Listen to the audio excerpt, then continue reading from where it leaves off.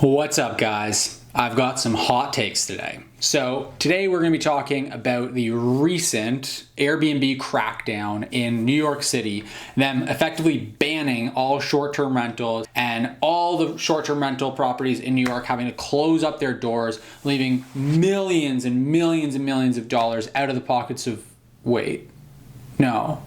didn't this happen years ago? Didn't New York City ban short-term rentals years ago? And didn't they not enforce it forever? And didn't people just continue operating? If that's what you were thinking, the answer is yes. And let's talk about it.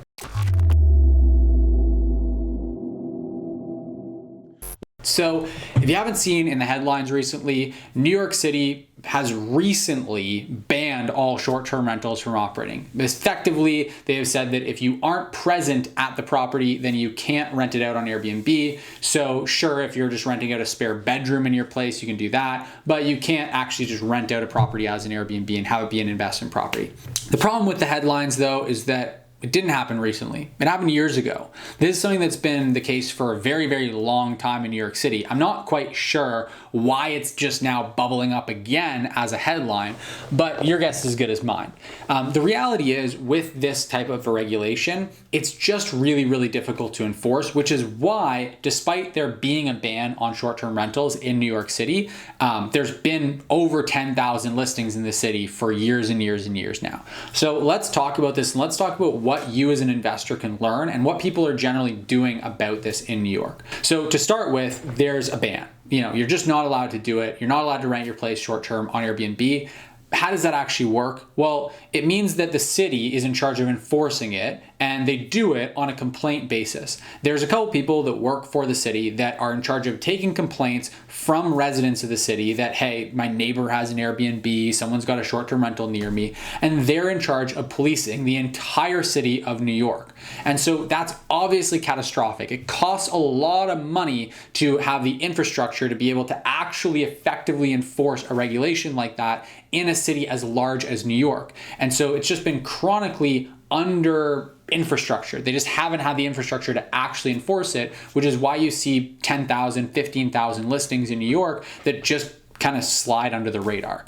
So why is it happening? Why do they even bother doing that? Well, they do it because it's generally a very politically popular thing to do in a major metro city like New York. Rents are at an all-time high, right? So probably sounds similar to a lot of people watching from Toronto. Rents are super, super high. And there are hotel companies that have a lot of money and pay a lot of money to lobby the government. And so it's a pretty politically popular thing to go and say, hey, look, we're going to fix the problem. We're going to lower rents by adding more inventory. And we're going to do that by taking properties off of Airbnb. We're going to stop these greedy capitalists from exploiting their real estate and making more money than they should. And we're going to give that real estate back into the hands of people that want affordable housing. And we're going to make housing way, way more affordable. And while they're doing that, they also get to make happy the big hotel companies in the area. And there's only a few investors who are upset by this. So everybody wins, right? Well, in fact, no one really wins, but that's politics for you. That's the way that it works generally in government and politics, because ultimately what happens is that now there's a huge burden on the system of having to enforce this. It doesn't end up getting enforced. It doesn't actually accomplish the goal of having housing become more affordable, but you get to have the political view on you be that you did something that made a difference. When in reality, the real problem with affordable housing is oftentimes bigger issues like the amount of red tape and bureaucracy involved with creating new housing, creating new inventory, building it becomes extremely expensive. It's hard to do. There's a lot of permitting you need to do. And so there's all these much more impactful things that they could do to solve that problem, but they're a lot more complicated. And so the easy low-hanging fruit is to just paint Airbnb as the villain and knock it out and just carry on. So from there, what's an investor to do? Well, for starters, if you're an investor in New York City, what most investors are doing and have been doing for years and years is just ignoring the regulation completely. That being said, I just don't recommend it. I don't recommend going into a city, investing $100,000, $200,000, whatever it might be, into a property where now you're technically the only way to actually make it give you a return on your investment is to break the law. It's just a very precarious situation to be in, because if you are unlucky enough to be one of the few people that they do actually enforce the regulations are, and either the building that you're in or the local government comes and shuts you down, now you're in a really bad place with that investment. It's just an unnecessary risk, in my opinion, to take on when you could go and invest elsewhere and be able to make a really great return on your investment and do so completely above board. So what do you do? Because, obviously as an investor, you don't have a crystal ball that allows you to predict the future. How do you avoid investing in areas where they are going to do things like New York City has done and crack down on Airbnbs entirely?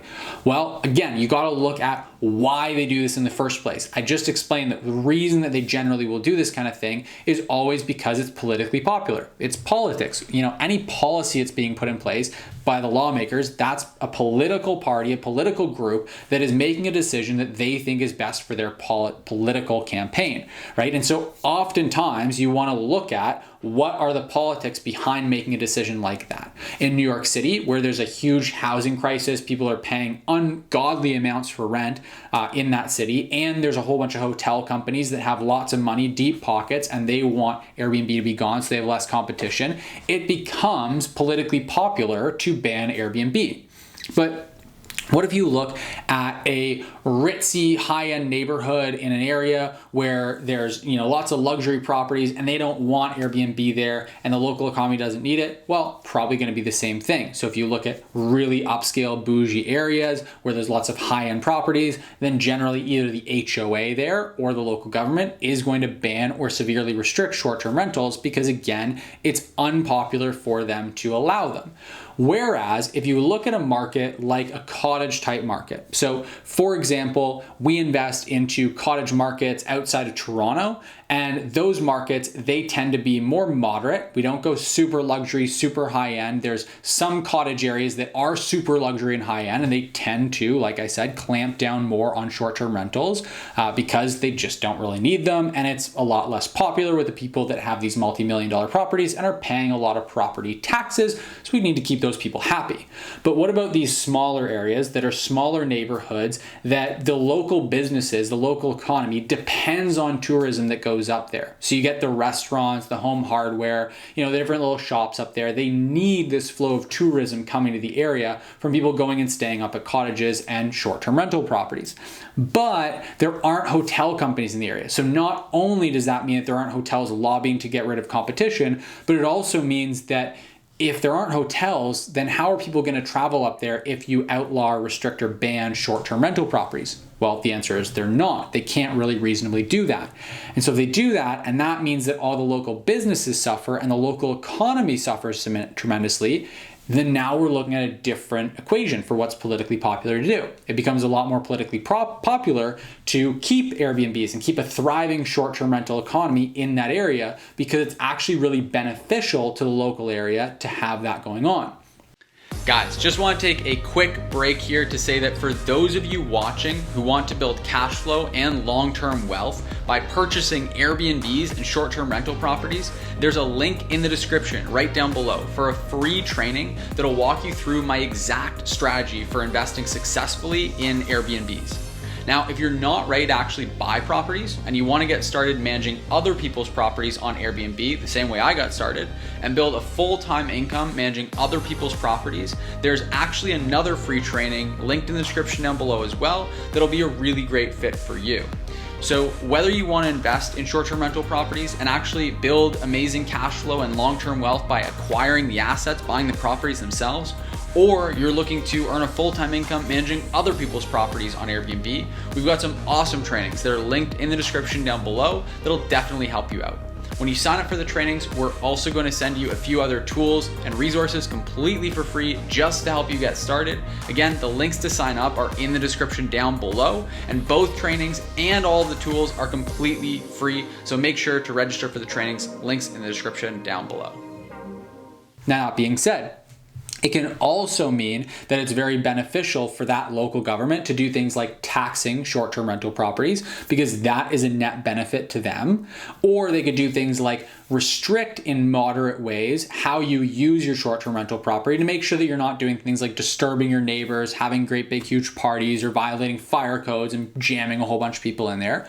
But those things are generally really great for us. I personally don't mind if they restrict the way that you use your short-term rental property in a reasonable way, saying things like you can't have 16 people in your 3-bedroom property, or that you have to adhere to noise, quiet hours, things like that. I think that's actually really, really good, because not only does it mean that you're allowed to operate your short-term rental and that it gives the same set of rules to everyone, so it eliminates some of those bad actors and gets everyone on an even playing field, but it also means that it's just going to be much nicer for the members of that community. It's going to keep the local sentiment towards short-term rentals a lot more favorable by eliminating those bad actors. Because you've all heard the people say that Airbnbs are party houses and they have terrible guests and it's horrible to live next to them.